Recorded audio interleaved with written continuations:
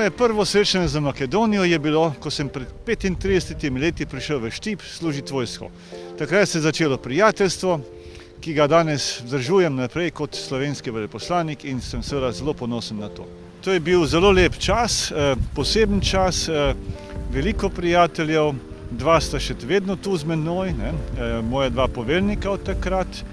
In jaz bi si želel, da bi vsak od nas imel take spomine, tako dobre in pozitivne. Јас стално им кажував дека меѓу нив гледам едни честни луѓе, дипломати, па и чак и председатели.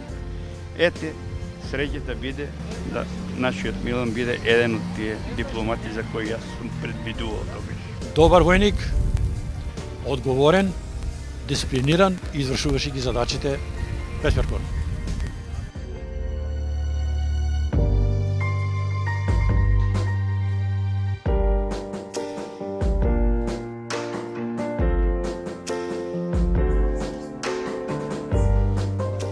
Денеска добивте признание за почесен граѓанин на Štip, добивте благодарница и подарок слика.